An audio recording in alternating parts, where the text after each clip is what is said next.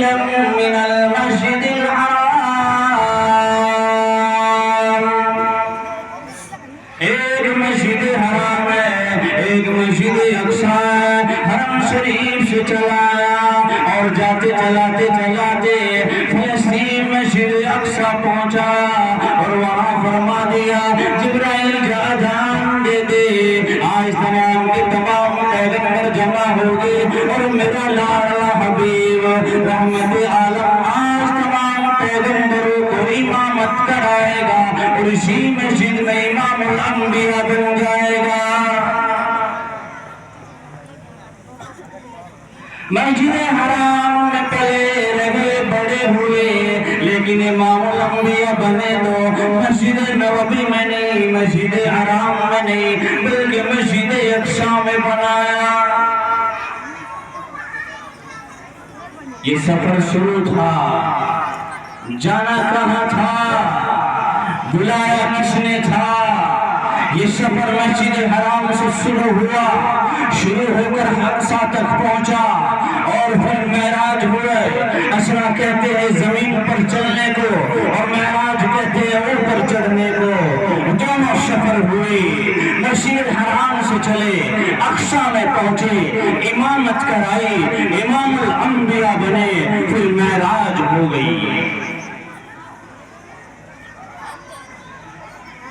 جب معراج کے سفر پر چلے معراج کا سفر شروع کیا براق پر بیٹھے ساتھ میں جبرائیل امین علیہ السلام ہے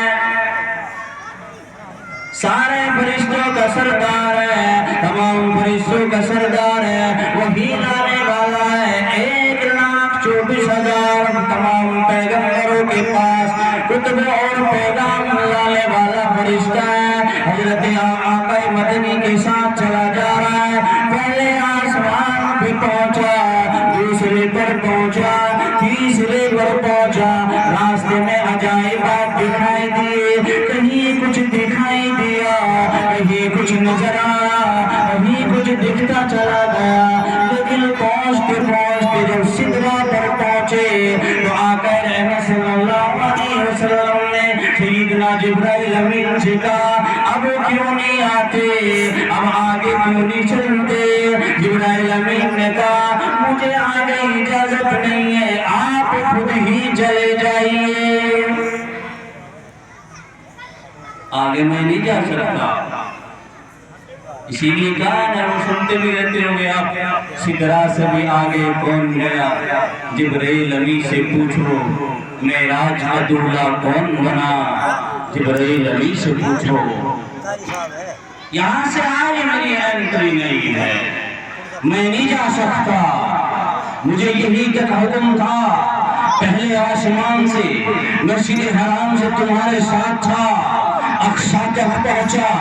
اذان بھی تمہاری امامت میں میں نے بھی سارے پیغمبروں نے نماز پڑھی پھر براق پر سوار ہوا